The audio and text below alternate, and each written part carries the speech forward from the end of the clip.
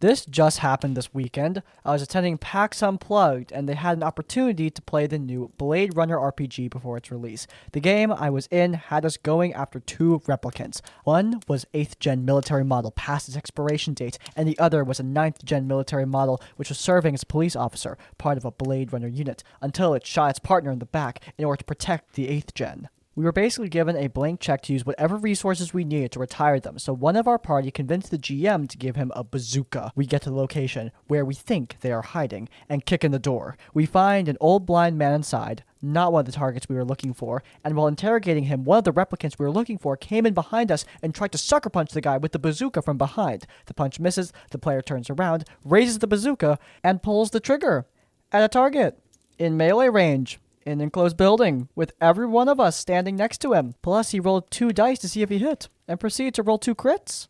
Instant TPK. Remember all of Ford's worries about Fluffernutter in Critical Role Campaign 2? Load-bearing beams in a closed room with no windows, so it's gonna hurt us too. Fluffernutter. Okay. Yeah, well, this genius looked at that and decided to take inspiration from the worst possible case scenario. At least it was just a playtest?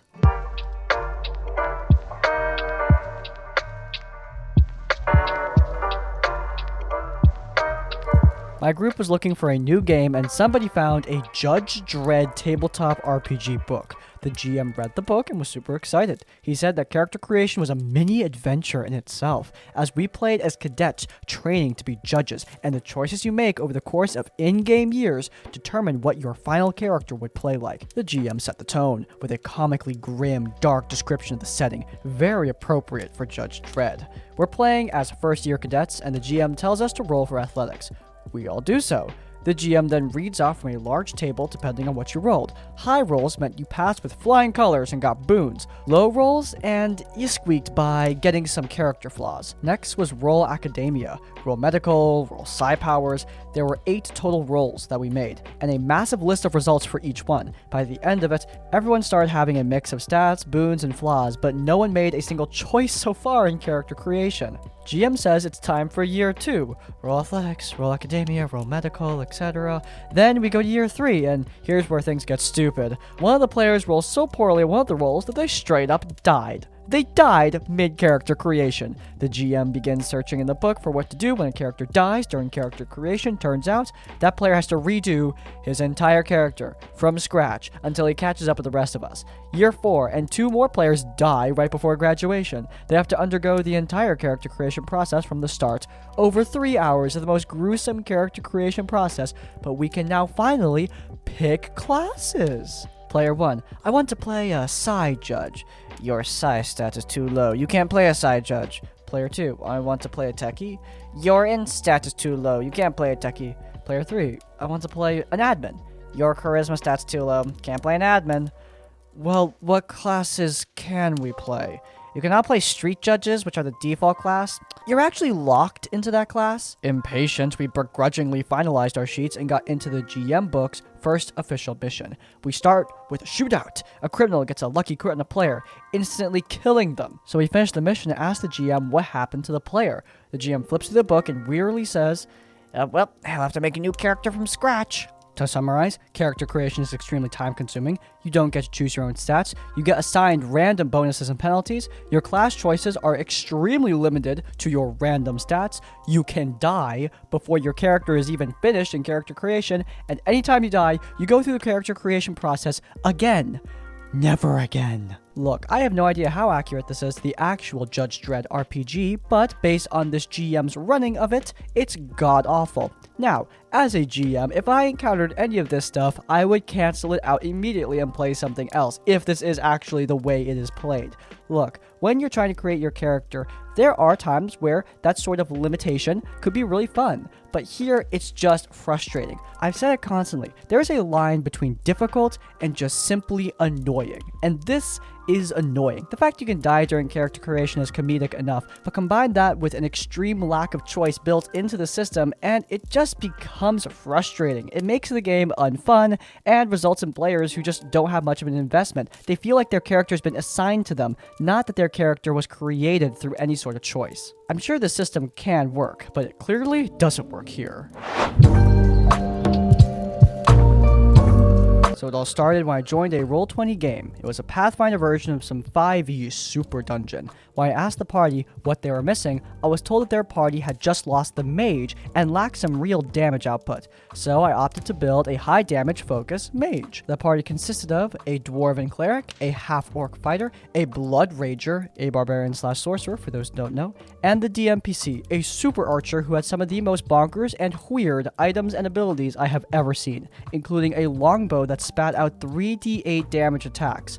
Oh, and another player I can't remember, who only really was notable for leaving midway through the story. Now, a pure damage focused mage is more than capable of spattering out some single target encounters, second level spells doing 10d6 plus 30 damage. However, one of the big downsides is that my build was mono elemental. I was also at 80 hit points, while the rest of the party, they were at 120. We were playing at level 10. Things were interesting from the moment I joined. I was told that we were only allowed to use the base and core rulebooks, nothing else. So I started to plan my character, asking each step of the way what was and what was not allowed, as some of the players were using stuff not from those books. Then I was informed I could use anything on a specific website, so I restarted my character. It was only after I had finished my character I was informed that we were not starting with full starting wealth. Now, I'm pretty forgiving for these sort of things. Every DM has their own "this is how we roll" specifics. Even I myself have some very odd house rules. It's not a huge issue, it just takes time. So it was only a few minutes before the first session that I got my character finished. It is worth stating before we get into it that the DM says several times, usually once or twice per session, that he has run this game for several years, often for several player groups per week, and that he has tens of thousands of hours running it, according to him. He would often use this to justify his actions. The first few sessions were mostly uneventful. We slashed, we stabbed, and we shot our way through the dungeon. Now, most players would expect a level of a super dungeon that was a challenge to 10th level characters to have some significant loot. We, however, found basically nothing. These were also the sessions where I found that the party was highly unbalanced. The fighter and cleric were far less combat focused than the other two party members. The fighter only was really capable of fighting as a meat shield, and the cleric was somewhere between a heal bot and a crafter cleric. Now, I've gone over my own damage caster. The blood rager had some kind of mount that was basically unkillable, and the DMPC was dumping arrows down range at a rate of 6 attacks a round with the 3d8 bow. It was only when we left to go sell what paltry loot we had that things started to not add up. Items were not sold for 50% value, but 25%.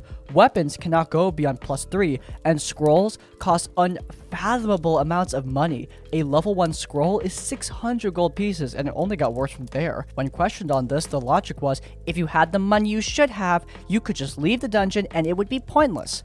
I was slightly confused, as I was under the impression we were all here for reasons beyond money, but okay. I'm not very equipment focused, I just need the big 3 and that's it. Now, this wouldn't have been an issue, but the DMPC never took a loot cut and was continually kitted out with new and better equipment that we could never even hope to afford. Over these sessions, one of the players is hopping in late or leaving early, mostly for work or other things. Eventually, he just drops the game altogether, leaving us with 4 players and the DMPC. Over the next few sessions, for one reason or another, we're down another player, even myself sometimes because work and life. Several of these are cancelled because the Blood Rager refuses to play without full party, so if we're down 1 player, leaving us with 3 plus DMPC, he'll refuse to play, dropping us to 2. Now, if we were doing a plot-based game with lots of role-playing and character growth, I'd agree, but we're not. So the game slows down somewhat, and we're often down 1 player, and the DM keeps making big about how if we go deeper, we might all die because it's going to be so difficult. So being down 1 player for good and often down another because of life, we decide it'll be a good idea to go through the upper levels since they were never mapped. Another ruling the DM put in was that no one but dwarves knew enough about stonework to make maps of anything, so we start going through the upper levels. The first few things we encountered were pretty low level. The floor is supposed to be for 5th level characters, so it seems reasonable that things we encounter are not super scary. Most rooms are cleared by AoE spells, Cone of Cold, Fireball, etc. This is where the first "hold on, what?" ruling comes in. Prior to this, the DM has let us loot any dead bodies we want. However, this time, when creatures are killed, the DM states that because we use magic, their equipment is destroyed. When the contradiction is raised, he refuses to listen to players. When I link him to the official rulings, he threatens to kick me unless I give him the page numbers. So I go find the page numbers. He then states that it doesn't matter anyway because the undead knights we killed just had nothing on them. Then we start encountering trolls. Remember, this is a floor for level 5 characters. We are fighting 3 to 7 trolls at a time with over 200 HP. At first, these were normal trolls, so everyone goes, "Trolls, use fire!" And so we do. Flaming arrows, weapon buffs, I stick to acid, which is my element. With his DMPC output stupid damage, and me still doing full damage, we put them down pretty easily. A session or 2 later, more trolls. Turns out fire doesn't work on these guys, so I asked the DM, "Can I roll knowledge to see what they're weak to?" And he goes, "Sure." And these are rock trolls. Okay, not a big deal. So everyone else focuses on knocking the trolls down. I use acid to finish them off. Sometimes I'll tag them with acid and then let someone else finish them off because it's easier. After some pointed questioning, the DM reveals that regeneration in his mind isn't it regenerates X much health unless it takes damage from these sources that stops regenerating for a turn, it can die on that turn, etc. It is instead, it regenerates endlessly unless you deal damage equal to twice its total hit points or kill it with its specific weakness. Okay, so now the only person who can kill these creatures is me, as the Acid Mage, and his DMPC, with huge damage, or the Blood Rager, when he's here, huge damage. This is somewhat annoying, but we can handle it. Then we encounter more trolls. These ones are immune to fire and acid, and have no elements that could shut off their regeneration. So no one but the DMPC and the Blood Rager can do anything, and as an Acid caster, I'm hobbled. Now, I can totally understand that this is a weakness of my build, but to have 4 sessions of every monster being immune to my attacks, well, that's annoying. So I changed my spells list for the next rest we have. Then it turns out that the DM has their own rulings on spells as well. I prep Lightning Bolt with the logic that since we're in corridors, it'll be much easier and more reliable than Fireball. I have Fly so I can fire over my allies' heads. Turns out that if I'm even 10 feet in the air, so I'm well above my allies' heads, I would still hit them with the Lightning Bolt because it's a lie attack and it fills a 5-foot space. No, I don't understand the logic either, so I ask if I can use another spell, which I do, only to be informed that the foes we're facing, more trolls, are immune to acid, fire, and cold, which is the element I've been using ever since the dual immunity trolls. Eventually, we asked DM why everything on this floor is so difficult and hard to kill, for us, level 11 at this point, when it's for level 5 characters, and we are told that he's been buffing and modifying things to make it suitably lethal and challenge us. Please remember, we're on this floor because we're down a player and don't want to be facing fights that are super high level and need to map the floors. We expected to rip through the floor, face nothing significant, and move on. We've spent 5 or 6 sessions grinding through a floor for level 5 characters. The next session is a no session. The Orc is in the hospital for some minor medical thing, so the Blood Rager doesn't want to play, and the Cleric is driving the Orc to the hospital. The session after that, I am in a minor car accident that prevents me from playing, so again, down 1 player, meaning no Blood Rager, so no game. We finally get a session in, finish the floor we are on, and decide that if every floor is going to be scaled up to be suitably lethal, we might as well dive onto the deepest floor we are likely to survive and try and get better loot. I buy a scroll of Mage Eye and put it in my book, planning to scout the next floor. It's pretty clear from this session that the Blood Rager is just a coin flip of no-show. I've lost my drive to play due to the it's immune to everything troll swarms, and the Cleric and Orc are tired of basically being non-combatants. The next session, the DM asks who's available. The Cleric and the Orc say they'll be a few minutes late because of dogs. I inform the DM that the student I'm tutoring has asked for an extra 15 minutes, and thus I'll be 20 minutes late. The DM then states that the session is cancelled because of players no showing, except we are all there, just a little late, and that if this keeps happening, he will not run the game. I get being frustrated when your players are late or no-show, but it's not like there was no reason given. Well, you can guess what the final session was like. Everything was immune to everything. The only one that could ever do damage was the DMPC, and the Blood Rager no-showed. Game died a slow and sad death. Not really the normal explosive horror story, but looking back at it, it's clear that it was never going to last, and the DM had no idea how to handle things. There are a bunch of small issues here that just spiral into much, much bigger issues. Well, except for the DMPC, that just sucks. If you're going to have an NPC ally, that's great, but they shouldn't be better than the party, especially that level of better. I haven't played Pathfinder extensively, so I don't know how powerful 3d8 damage is in that system, but I'll take a gander and assume that that's just as powerful as it would be in Dungeons & Dragons 5th edition. 3d8 with 6 attacks? Kinda crazy. Scheduling issues are never fun, and I understand not wanting to play if not everyone can make it. I just did this last week where a central character who's really important to the plot arc, she couldn't make it to the game, so we just played Minecraft for 6 hours, and that was a great decision on my part. However, eventually, you just need to play the game, and like the OP pointed out, this isn't a story-rich campaign, it's a dungeon dungeon crawl, so why you can't play with one person down, I don't understand. The Blood Rager may not be the main problem here, but they are complicit in making the problem worse, especially since they can just no-show themselves as well. Finally, the DM's version of difficult is just annoying. Making everything immune to everything is dumb. It doesn't make things more fun, it doesn't make things enjoyable, it doesn't make things intense, it just makes things frustrating, which is the complete opposite of what D&D should be. Your game should be fun, enjoyable to play. If it's just frustrating, then there's not much of a point to staying around. So I made this D&D group a while back to play with friends, and I thought it's changed a lot over the past few months. Mainly I went from DM to player because I just wasn't having fun as DM. So enough backstory and onto the situation. I live with my grandma and often help her with little home improvement projects.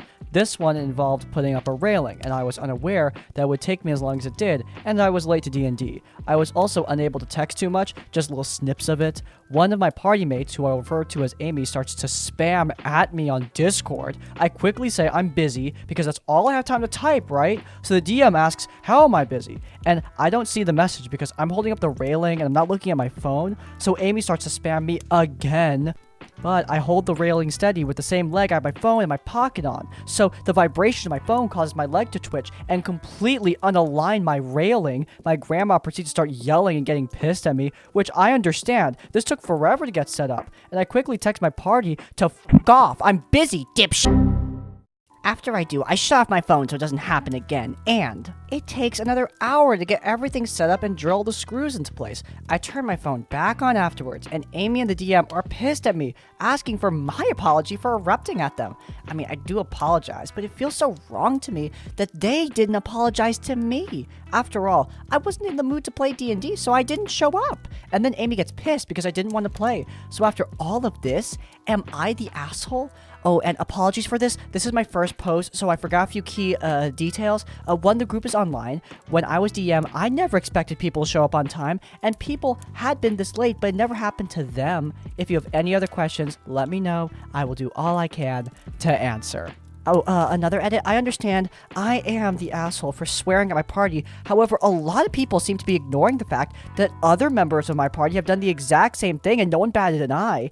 I honestly feel singled out that I have to give an explanation of my personal life when another person says I'm busy, but they don't have to say anything. So let me pose this question. On top of you all calling me an asshole, are they also not assholes for having double standards and getting mad at me when I follow the norm of the group before I started swearing? It's been so long that I don't even know where I put the YTA text to put in the video. So anyway, yeah, I think you all know where this is going. But you know, it's tradition. Drum roll, please.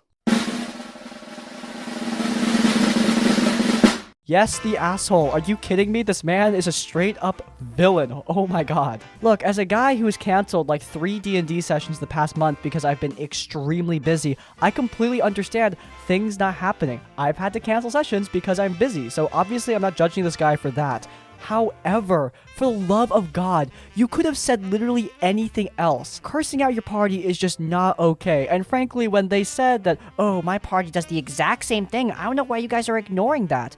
There was literally nothing in the story that indicated that detail. They just added that later on, which is extremely, I don't know how else to say this, sus to me. Look, I get not wanting to go into your personal life either, but this isn't some extreme personal detail. Just say, I've got a project I'm working on, I'm really busy right now, I'm sorry I can't come to the game. Like, that's it. On top of all of that, this guy posted an Am I the Asshole and specifically asked, hey, am I the bad guy in this situation? And people gave them their answer. They are the bad guy. They did something wrong. There's nothing wrong with that. However, the fact they're continuously fighting people over this, well, it's not a great sign. We might have a bigger problem player on our hands here, but, you know, we don't know that for certain. I think it's just time to move on. This was my first in-person D&D experience, and a complete nightmare. Started a new game with 5 players plus the DM. I was the only player with my tabletop experience, Roll20, but happy to share my love of the game. My girlfriend was also playing for her first time, and one of the players was the DM's girlfriend. I was co-workers/friends with everyone except the Dungeon Master. The DM told us it would be D&D 5th edition, with some light homebrew changes to make roleplay more fun. In a sandbox campaign, roleplay and combat would be balanced. At session 0, he refused to help anyone develop a character and sighed heavily whenever he was asked questions. I got newbies through the process and made a balanced party and handed over the character sheets. The DM then passed out our real character sheets. He explained that D&D has too many rules and is too boring, so he is adding in rules from Magic the Gathering. Our new sheets were 3 pages long and detailed a complex set of custom magic and a token system to cast them. Some of the spells literally stated that anything you can describe happening will happen. My level 1 barbarian had access to 20 homebrewed spells, which were more powerful than even high-level spells in D&D. We stared baffled at the sheets until the DM told us to go home and study and meet back for session 1. Obviously, this was a huge red flag and not the kind of game I was hoping to play, but the DM stated he wouldn't play with 3 players, so if my girlfriend and I stopped, it would end the game. I felt obliged to try to make it work for my friends.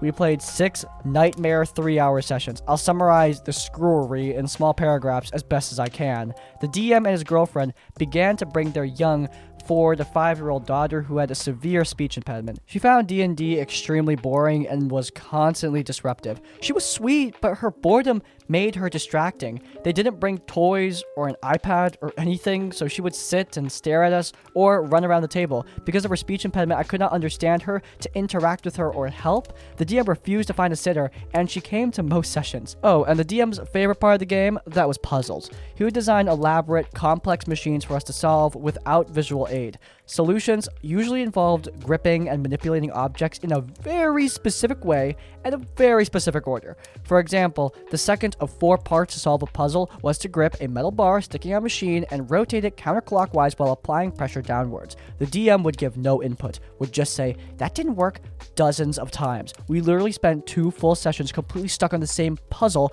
while an NPC taunted us. We only fought an enemy once in the entire campaign in session 5, after we begged for a fight. My barbarian attacked with a sword, and the DM got mad I didn't use my spells and made my attacks miss. The roleplay was complicated and involved multiple dimensions, a whirlwind of locations and people. It was a little hard for me to keep track of the plot as a veteran sci-fi fan, and the newer players found the story confusing and intimidating. Most NPCs were roleplayed to be snobby, condescending, and better than the player characters in every way. The DM became progressively obsessed with my girlfriend's character in Asimar. He constantly described her angelic features with much more detail than anything else. He gave her special powers and went out of his way to protect her character in roleplay situations. He made her character integral to the plot, the main character. He made a Blender 3D model of her character, but didn't model anyone else's. My girlfriend and the DM's girlfriend both expressed that they felt very uncomfortable by this attention. He finally toned it down around session 5.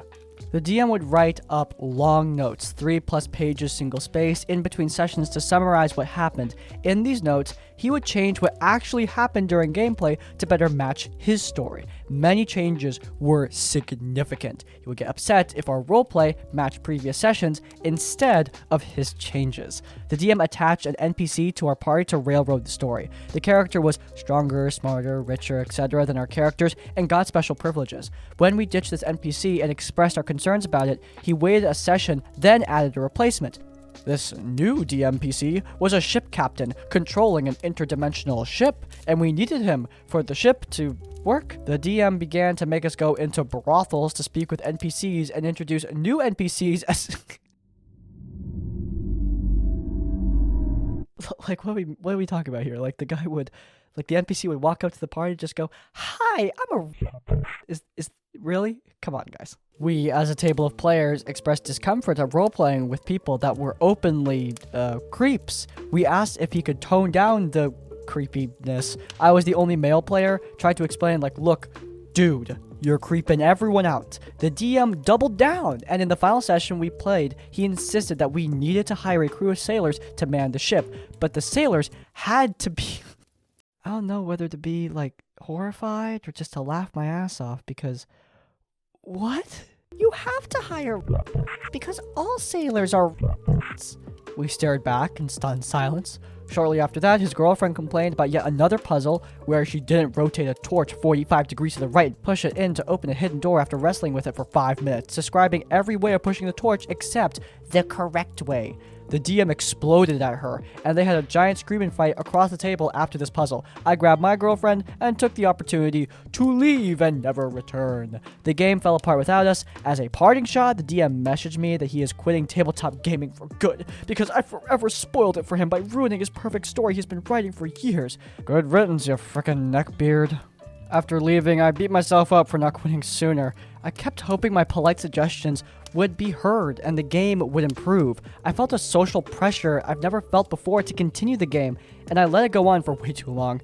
I learned a lot from this experience. I learned that a bad game is worse than no game. I won't feel pressure to keep doing something I hate for my friend's sake ever again. I was afraid that quitting would leave a bad taste for D&D for my girlfriend, but she left frustrated and eager to play a good game. It felt cathartic to write this out, even if it was a few years ago. I'm soon to start a new campaign with the group once the pandemic dies out a bit more. This one's a bit older in case you can't tell by that end bit, but still, it's a good lesson to learn. I understand this social pressure that the OP is talking about, the want to continue the game for the sake of the other players.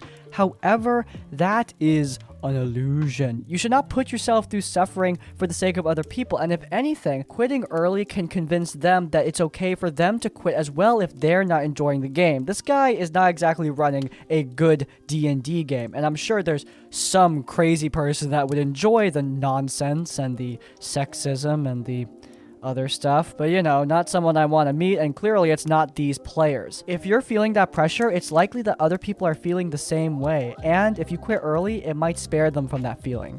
But make no mistake, the person at fault for this situation, the person who perpetrated this nonsense, is the DM. It is the DM's responsibility to create both a fun game and a game that everyone is going to want to play and everyone feels safe and comfortable to play. This DM is doing none of that and completely fails at the fundamental responsibility of being a dungeon master in the first place. Alright, and that's going to be it for today's episode of RPG Horror Stories. If you guys enjoyed it, then please do leave a like. If you want to see more of my content, then you can check out Tabletop Tavern Tips, my series where I give D&D advice to both DMs and players old and new. And while you're there on the cards, subscribe to Crispy's Tavern to get more of our content as it comes out. And finally, if you want to leave your own stories or thoughts, go down to the comments down below. If you can't think of a comment, leave the comment. All sailors are what? To let me know you made it to the end of the video. Next is like, comment, subscribe. I'll see you all next time. Farewell.